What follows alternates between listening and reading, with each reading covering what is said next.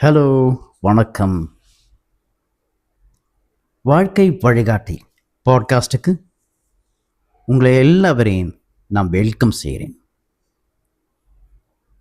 இது ஒரு புது பாட்காஸ்ட். ஸோ என் பேர் அகஸ்டின். நான் ஒரு லைஃப் கோச். என்னோட specialisation inner power awakening coach. நமக்குள்ளே என்ன பவர் இருக்குது, அதை எப்படி நம்ம ஆக்சஸ் பண்ணலாம், அதை ஆக்சஸ் பண்ணி நம்ம அதை எப்படி யூஸ் பண்ணி நம்ம இருக்கிற இடத்துலேருந்து நம்ம கனவு கண்டுகிட்டு இருக்கோம் பார்த்தீங்களா, அந்த இடத்துக்கு எப்படி போய் சேர்றது, இது சொல்லி கொடுக்கறது தான் என்னோடய வேலை. ஸோ இந்த பாட்காஸ்டில் ஃபஸ்ட்டு எபிசோடில் நான் நம்மளை குறித்த ஒரு மனுஷன் எப்படி உருவாக்கப்பட்டிருக்கான் என்றதை பற்றி சொல்லித்தரலாம் என்று யோசிக்கிறேன். ஓகேங்களா? ரைட், சப்ஜெக்டுக்குள்ளே போகுமா? ஓகே. நம்ம 3 விஷயங்களால் நம்ம உண்டாக்கப்பட்டிருக்கோம். 3 விஷயங்கள்.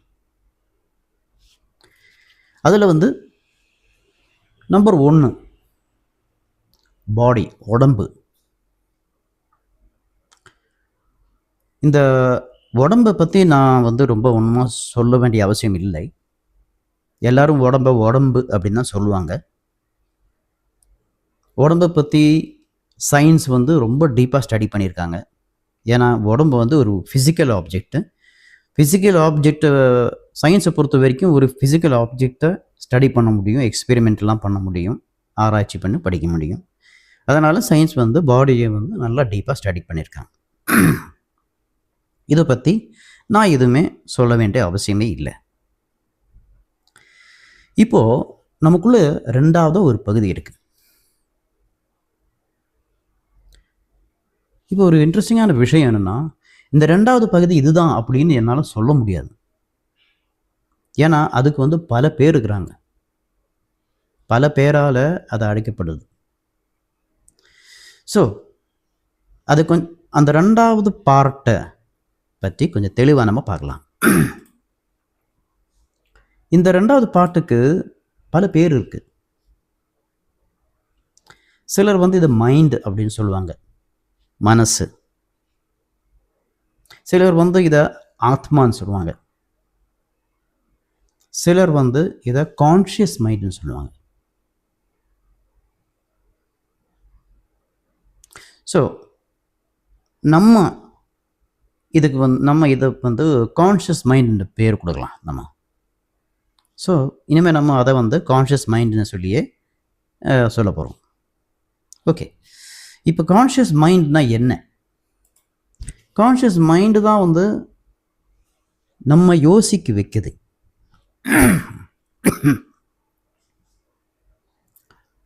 நம்ம பல விஷயத்தை கண்ட்ரோல் பண்ணுறது நம்ம கான்ஷியஸ் மைண்ட் வச்சு தான்.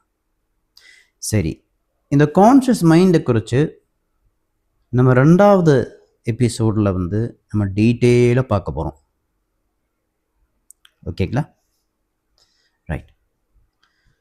ஸோ 2வது பார்ட் கான்ஷியஸ் மைண்ட். சரி, அப்போ 3வது பார்ட் என்ன? இது இன்னும் கொஞ்சம் குழம்புற பாட்டு. ஏன்னா இதுக்கு இன்னும் நிறைய பேர் கொடுத்துருக்குறாங்க. சிலர் இதை ஆத்மான்னு சொல்லுவாங்க. சிலர் இதை ஆவி என்று சொல்லுவாங்க.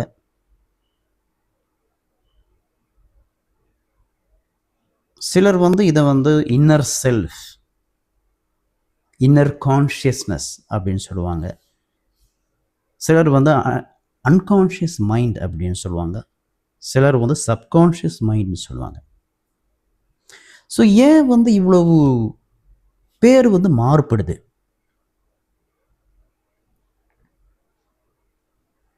ஏன்னா 3 டைப் பீப்புள் இருக்கிறாங்க. 3 டைப். ஒன்று ரிலீஜியஸ் பீப்புள், மதம் சார்ந்த ஜனங்கள். 2வது ஸ்பிரிச்சுவல் பீப்புள், ஆன்மா சார்ந்த ஜனங்கள். அவங்க ஆன்மா பற்றி, ஆன்மீகத்தை பற்றி சொல்லிக் கொடுப்பாங்க. மூணாவது வந்து சயின்டிஸ்ட் இல்லைன்னா சைக்காலஜிஸ்ட், அந்த மாதிரி ரெகுலர் மைண்ட் ஸ்டடீஸ் பண்ணுறவங்க. இந்த 3 டிவிஷன்ஸ் இருக்கிறதுனால தான் வந்து பேர் மாறுபடுது. ஒவ்வொரு குரூப் பீப்புள் இதுக்கு வந்து ஒவ்வொரு பேரை வச்சு இதை வந்து யூஸ் பண்ணுறாங்க இதுக்கு. இப்போ ஒரு விஷயம் கவனிச்சிங்கன்னா, நான் ரிலீஜனும் ஸ்பிரிச்சுவாலிட்டியும் தனியாக 2 செக்ஷனாக மாற்றிட்டேன். நிறைய பேருக்கு ஒரு கன்ஃபியூஷன் இருக்குது. ரிலீஜன் தானே ஸ்பிரிச்சுவாலிட்டி, இல்லை ஸ்பிரிச்சுவாலிட்டி ஒரு ரிலீஜன் தானே, இது ரெண்டும் ஒன்று தானே அப்படின்னு ஒரு கன்ஃபியூஷன் இருக்கும். இல்லவே இல்லை, இது ரெண்டும் 2 டிஃப்ரெண்ட் திங்ஸ். முதல்ல மதம் அப்படின்னு நம்ம பார்த்தோம்னா, மதத்துக்கு வந்து ஒரு விக்கிரகம் இருக்கும். ஓகேங்க. ஸோ விக்கிரகம்னு நான் சொல்லும்பொழுது அதுக்கு என்ன பேர் வேணாலும் நீங்கள் கொடுக்கலாம். ஹிந்துஸ் பார்த்தீங்கன்னா அதுக்கு ஒரு பேர் கொடுப்பாங்க, கிறிஸ்டின்ஸ் அதுக்கு ஒரு பேர் கொடுப்பாங்க, முஸ்லீம்ஸ் அதுக்கு ஒரு பேர் கொடுப்பாங்க. அது விக்கிரம், ஐடல். ஸோ விக்கிரம் நான் சொல்லும் பொழுது தெளிவாக நம்ம புரிஞ்சுக்கணும், நான் வந்து அந்த பொம்மையை சொல்லலை. விக்கிரகம்ங்கிறது வந்து ஒரு ஆளாக கூட இருக்கலாம். இப்போ சில ஜனங்களை நீங்கள் பார்க்கலாம், ஆளுங்களை பார்க்கலாம், அங்கே வந்து நான் தான் கடவுள் அப்படின்னு சொல்லிட்டு நிறைய பேர் சுற்றிட்டு இருக்கிறாங்க, நான் தான் ஆண்டவன் அப்படின்னு சொல்லி அவங்களையும் நிறைய பேர் கும்பிடுறாங்க. ஸோ அவங்க வந்து ஒரு விக்கிரகம், ஒரு ஐடல். ஸோ மதத்துக்கு பார்த்தீங்கன்னா ஃபஸ்ட்டு ஒரு ஐடல் தேவை. அடுத்தது வர்ஷிப் இல்லைன்னா பூஜை. இங்கேயும் தெளிவாக புரிஞ்சிக்க வேண்டியது, பூஜைன்னா என்ன? பூஜைன்னு சொல்லும்போது நம்ம வந்து ஒரு கோயிலுக்கு போய் ஒரு தட்டை எடுத்துகிட்டு போயிட்டு அதில் குங்குமம் இன்னும் 2-3 பொருள்லாம் வச்சுட்டு நம்ம வந்து பூஜை செய்வோம். அது பூஜை தான். பட் அடிப்படையில் பூஜைன்னா என்ன அப்படின்னு பார்த்தோம்னா, ஒரு விஷயத்தை வந்து விக்கிரகம், ஃபஸ்ட்டு நான் சொன்னேன், ஃபஸ்ட்டு ஒரு விக்கிரகம் வேணும். அந்த விக்கிரகத்தை வந்து நம்ம பூரா ஃபோக்கஸ் கொடுத்து விக்கிரகத்துக்கிட்ட நம்ம பேசி நம்ம பிரச்சனை விக்கிரகத்துக்கிட்ட சொல்லும் பொழுது, இல்லை ஏதாவது அந்த விக்கிரகத்துக்காக நம்ம ஏதாவது செய்யும் பொழுது அது ஒரு பூஜை ஆகுது. ஓகேங்களா? ஸோ ஒரு விக்கிரகம், அதுக்கு பூஜை செஞ்சோம்னா அது ஒரு மதம். ஸோ அங்கே கொஞ்சம் கோட்பாடுகள்லாம் இருக்கும், டாக்டர்ன்ஸ் இருக்கும். இது ரிலீஜன். ஆனால் ஸ்பிரிச்சுவாலிட்டின்னா ஆன்மீகத்தை பற்றி ஆராய்வது. ஸ்பிரிச்சுவல் லீடர்ஸ் வந்து அவங்க வேற. ஒரு எக்ஸாம்பிள் எடுக்கணும்னா சுவாமி விவேகானந்தா. நீங்கள் வந்து அவரை தூக்கி ஹிந்துன்னு சொல்ல முடியாது, அதை அவரே ஒத்துக்க மாட்டார். ஓகேங்களா?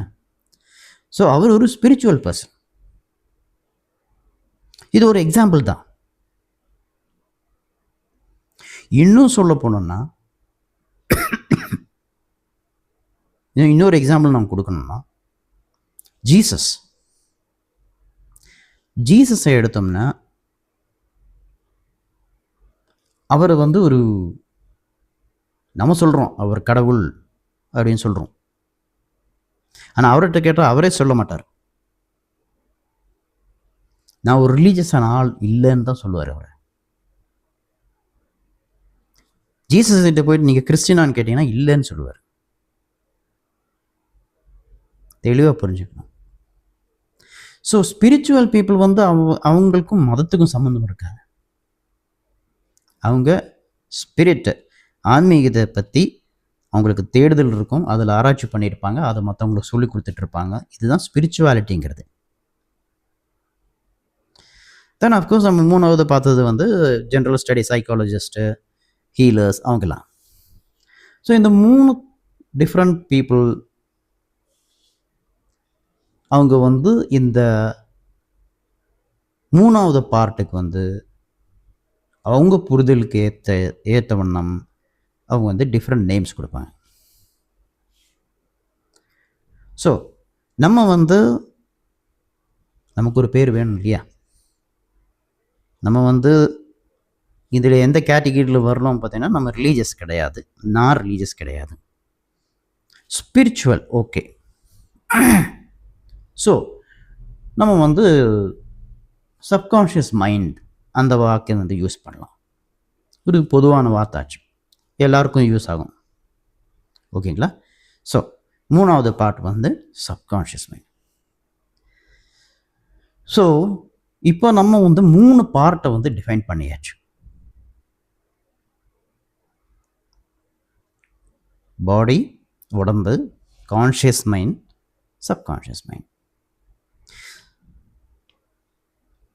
சப்கான்ஷியஸ் மைண்டை குறித்து எபிசோட் நம்பர் 2ல் வந்து நம்ம டீட்டெயிலாக பேசுவோம் அப்படின்னு சொல்லியிருந்தேன். சப்கான்ஷியஸ் மைண்டை பற்றி நம்ம எபிசோட் நம்பர் 3ல் 3rd பார்ட்டில் வந்து நம்ம வந்து டீட்டெயிலாக பேசுவோம். ஓகே, சரி. இந்த பாட்காஸ்ட் இங்கே முடிய போகுது. அதுக்கு முன்னாடி இன்னொரு விஷயம் நான் சொல்ல விரும்புகிறேன். நம்ம பாட்காஸ்ட்டில் வந்து லைஃப் கோச்சிங்கை பற்றி நான் வந்து நிறைய டீட்டெயில்ஸ் சொல்லுவேன். நான் முதல்ல சொன்னேன், நான் வந்து inner power awakening life coach அப்படின்னு. ஓகே, ஸோ இது வந்து ஒரு ஸ்பெஷலைசேஷன் தான். எப்படி நீங்கள் ஒரு ஹாஸ்பிட்டலுக்கு போகும்போது நிறைய ஸ்பெஷலிஸ்ட் இருப்பாங்க, ஒவ்வொரு விஷயத்துக்கும் ஒரு ஸ்பெஷலிஸ்ட்டு. எனக்கு கண்ணில் ப்ராப்ளம்னா அதுக்கு வந்து ஐ ஸ்பெஷலிஸ்ட் இருக்கிறாங்க. எனக்கு வந்து காதில் ப்ராப்ளம்னா அதுக்கு வந்து இஎன்டி இருக்கார்.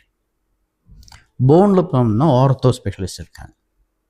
ஸோ ஒவ்வொரு பார்ட்டுக்கும் வந்து ஒவ்வொரு ஸ்பெஷலிஸ்ட் இருக்காங்க. இதே மாதிரி லைஃப் கோச்சிங்லேயும் ஸ்பெஷலிஸ்ட் இருக்கிறாங்க. ஸோ நம்ம எபிசோடில் நம்ம என்ன பண்ண போகிறோம்னா, டிஃப்ரெண்ட் டைப்ஸ் ஆஃப் லைஃப் கோச்சை நம்ம எபிசோடில் நம்ம கொண்டு வருவோம். அவங்க கொடுக்குற அவங்க ஸ்பெஷாலிட்டி, அவங்க எதில் ஸ்பெஷலைஸ் பண்ணியிருக்காங்கிறத குறித்து நம்ம அவங்கக்கிட்டே கேட்டு தெரிஞ்சு நம்ம வந்து பயன்படலாம். ஸோ அது வந்து இந்த பாட்காஸ்ட்டில் நடக்கும். என்னோடய நெட்வொர்க்கில் நிறைய கோச்சஸ் இருக்காங்க. நம்ம ஒவ்வொரு எபிசோட்லையும் ஒவ்வொருத்தரை கூட்டிகிட்டு வந்து நம்ம பேசுகிறோம். இன்னொரு முக்கியமான விஷயம்னா, லைஃப் கோச்சிங் எதுக்கு? இப்போ நம்ம சமீபத்தில் தான் இந்த லைஃப் கோச்சிங்கை பற்றி நம்ம கேட்க ஆரம்பித்தோம். ஒரு 10 இயர்ஸ்க்கு முன்னாடி இது அவ்வளோவா பேசப்பட்ட ஒரு சப்ஜெக்ட் இல்லை. ஓகே, சரி வேண்டாம். ஒரு 20 இயர்ஸ்க்கு முன்னாடி யாருமே லைஃப் கோச்சிங்னு சொல்லிட்டு ஒரு ப்ரொஃபஷனாகவே எடுக்கலை. ஏதோ 1-2 பேர் அங்கே இருப்பாங்க. அதுவும் லைஃப் கோச்சிங்கில் பிஸ்னஸ் கோச்சஸ் இருந்திருக்காங்க. பட் அதுக்கப்புறமா இன்க்ரீஸ் ஆயிடுச்சு. ஸோ ஏன் லைஃப் கோச்? நம்ம வாழ்க்கையில் ஒவ்வொரு இடத்துலையும் நமக்கு உதவி பண்ணுறதுக்கு கோச்சஸ் தேவை, கரெக்டு. பட் அப்படி இருக்கும்போது ஒரு கேள்வி என்னென்னா, நமக்கு முன்னாடி இந்த தலைமுறைகளுக்கு வந்து இந்த மாதிரி கோச்சிங் தேவைப்படுது இல்லையா? அவங்க நல்லா தானே வாழ்ந்தாங்க. நம்ம ஒரு விஷயம் நம்ம கவனிக்கணும். ஒரு 2-3 தலைமுறைக்கு முன்னாடி நம்ம எடுத்தோம்னா எந்த மாதிரி வாழ்ந்துட்டு இருப்பாங்க? அவங்க கூட்டு குடும்பமாக வாழ்வாங்க. ஒரு வீட்டிலே வந்து தாத்தா, பாட்டி, பெரியம்மா, பெரியப்பா எல்லாம் இருப்பாங்க. இல்லை ஒரே ஏரியாவில் 1-2 வீட்டில் அப்படி ஒரே ஏரியாவில் வந்து எல்லாம் ஒரே உறவுக்காரங்க தான் இருப்பாங்க. ஸோ அந்த மாதிரி ஒரு சிச்சுவேஷனில் நம்ம வாழும்போது என்ன ஆகுதுன்னா, அங்கே வாழ்கிற ஒருத்தருக்கு வந்து லைஃப் கோச்சிங் நேச்சுரலாகவே வருது. பெரியவங்க இருப்பாங்க, தாத்தா பாட்டிங்க இருப்பாங்க. பெரியவங்க கிட்டேருந்து நமக்கு வந்து நிறைய விஷயங்கள் கற்றுக்கிறதுக்கு கிடைக்கும். நம்ம எப்படி கற்றுக்குவோம் ஒரு விஷயம்? ட்ரையல் அண்ட் எரர் வழியாக தானே நம்ம கற்றுக்குவோம். ஒரு விஷயம் செய்கிறோம், அது தப்பாக போகுது, மறுபடியும் செய்கிறோம், மறுபடியும் ஒரு தப்பாக போகுது. அப்போது தப்பு எங்கே நடக்குதுன்னு நமக்கு புரியுது. அதை கரெக்ட் பண்ணிட்டு மறுபடியும் ட்ரை பண்ணுறோம். அப்போ இன்னொரு தப்பு நடக்குது, அதையும் கரெக்ட் பண்ணுறோம். அப்போ காலப்போக்கில் வந்து நம்ம வந்து பர்ஃபெக்டாகும். அப்போ நம்ம கற்றுக்கிட்டாச்சு. இதுதான் ட்ரையல் அண்ட் எரர். இப்போ ட்ரையல் அண்ட் எரர் வச்சு நம்ம ஒரு விஷயத்தை கற்றுக்கிட்டாச்சு அப்படின்னா நம்ம மற்றவங்களுக்கு சொல்லிக் கொடுக்கலாம். அப்போ மற்றவங்க நம்மகிட்டேருந்து கற்றுக்கும் பொழுது அவங்க ட்ரையல் அண்ட் எரர் வழியாக போக வேண்டிய அவசியம் இல்லை. ஸோ இதுதான் அந்த காலத்தில் நடந்துகிட்டு இருந்தது. நம்ம தாத்தா பாட்டிங்கெல்லாம் வந்து நிறைய வருஷங்கள் வாழ்ந்துட்டாங்க. அவங்களும் ஒரு கூட்டு குடும்பத்தில் தான் வாழ்ந்துருப்பாங்க. அவங்களும் நிறைய ஏஜ் குரூப்பில் இருக்கிற ஜனங்க அவங்க சுற்றி இருந்திருப்பாங்க. ஸோ அவங்க பல விஷயங்கள் கற்றுக்கிட்டு தான் வளர்ந்தாங்க. ஸோ அவங்க எக்ஸ்பீரியன்ஸான ஆளுங்க கிட்ட நம்ம வளரும்பொழுது நமக்கு லைஃப் கோச்சிங் தானாகவே வருது. ஆனால் இன்றைக்கி சூழ்நிலை மாறிப்போச்சு. இன்றைக்கி வேலை பண்ணணும், நம்ம கூட்டு குடும்பம் ஒரே இடத்துல இருந்தால் வேலைக்கு ஆகாது. ஸோ நம்ம அதுக்கு ஏற்ற மாதிரி வேறு ஒரு ஊருக்கு போகிறோம். அங்கே போயிட்டால் நம்ம பெற்றவங்க நம்ம கூட வர முடியாது, தாத்தா பாட்டிங்க நம்ம கூட வர முடியாது. ஸோ என்ன ஆகுது? மைக்ரோ ஃபேமிலிஸ் உருவாகுது. அப்பா அம்மா பசங்க. ஸோ அந்த மாதிரி சிச்சுவேஷனில் வளர்கிற அந்த பசங்களுக்கு வந்து கோச்சிங் கிடைக்காது. லைஃப் கோச்சிங் நேச்சுரலாக அவங்க கிட்ட வரல. இன்னொரு விஷயம் என்னென்னா, அப்பா அம்மா 2 பேருமே இந்த காலத்தில் வேலைக்கு போகிறாங்க. ஸோ கஷ்டப்படுறாங்க 2 பேருமே. பாவம், டே ஃபுல்லாக வேலை பார்த்துட்டு சாயந்தரம் வீட்டுக்கு வரும்போது அவங்களுக்கு அப்புறம் எனர்ஜி இல்லை. ஸோ டே ஃபுல்லாக அவங்க ஆஃபீஸில் இருக்கும்போது இந்த பசங்களுக்கு யார் கைடன்ஸ் இல்லை. லைஃப்பை பற்றி சொல்லிக் கொடுக்குறது யாரும் இல்லை. ஸ்கூலுக்கு போச்சுன்னா வெறும் அகாடமிக்ஸில் மட்டும் கான்சன்ட்ரேட் பண்ணோம். இந்த குதிரை வந்து கண்ணில் இது கட்டிட்டு நேராக போகுமே, அந்த மாதிரி போகணும். லைஃப்பை பற்றி எதுவுமே ஸ்கூலில் சொல்லிக் கொடுக்குறது இல்லை. அப்போ கோச்சிங் கிடைக்கல. ஸோ அவங்க வளர்ந்து அவங்க அடல்ட்ஸ் ஆகும்போது ஏகப்பட்ட பிரச்சனைகள் வருது. ரிலேஷன்ஷிப்பில் ப்ராப்ளம், ஸ்ட்ரெஸ் ப்ராப்ளம், எப்படி ஹேண்டில் பண்ணுறதுன்னு தெரியல, டெசிஷன் மேக்கிங்கில் ப்ராப்ளம், இந்த மாதிரி ஒவ்வொரு ஏரியாலையும் ப்ராப்ளம்ஸாக இருக்குது. ஸோ அதை ரெக்கக்னைஸ் பண்ணி தான் வந்து இந்த கோச்சஸ் அப்படின்ற ஒரு குரூப் ஆஃப் பீப்புள் ஃபீல்டுக்கு வர்றாங்க. கோச்சஸ் வந்து சாதாரணமாக வரல, அவங்க கற்றுக்கிட்டு வர்றாங்க. ட்ரெயின்டு பீப்புள் தான் அவங்க. ஸோ அதனால தான் இந்த காலகட்டத்தில் நமக்கு ஒரு லைஃப் கோச்சிங் ரொம்ப இம்பார்ட்டண்ட்டாக இருக்கிறது. ஸோ ஒரே ஆள் வந்து எல்லாத்தையும் கோச்சிங் பண்ண முடியாது. எப்படி ஒரே டாக்டர் வந்து எல்லா ஃபீல்ட்லையும் ஸ்பெஷலிஸ்ட்டாக இருக்க முடியாதோ, அதேமாரி ஒரே கோச் வந்து எல்லா ஃபீல்ட்லையும் கோச்சிங் பண்ண முடியாது. அதனால தான் ஒவ்வொரு ஃபீல்ட்லையும் ஸ்பெசிஃபிக்கான கோச்சஸ் இருக்கிறாங்க. ரிலேஷன்ஷிப் கோச்சஸ் இருக்கிறாங்க, பிஸ்னஸ் கோச் இருக்காங்க, விமன் எம்பவர்மெண்ட் கோச் இருக்கிறாங்க, பேரண்டிங் கோச் இருக்கிறாங்க, யூத் டீனேஜ் யூத் பீப்புள் அவங்கள எம்பவர் பண்ணுற கோச் இருக்காங்க. இந்த மாதிரி டிஃப்ரெண்ட் ஸ்பெஷலைசேஷன். ஸ்பிரிச்சுவல் கோச் இருக்கிறாங்க. ஓகே, ஸோ நம்ம பாட்காஸ்ட்டில் நம்ம இந்த மாதிரி ஒவ்வொரு கோச்சையும் கொண்டு வந்து நம்ம அவங்கள பற்றி இன்னும் ஜாஸ்தியாக தெரிஞ்சுக்கலாம். ஒவ்வொரு பாட்காஸ்ட்லேயும் வந்து நீங்கள் டிஸ்கிரிப்ஷன் போனீங்கன்னா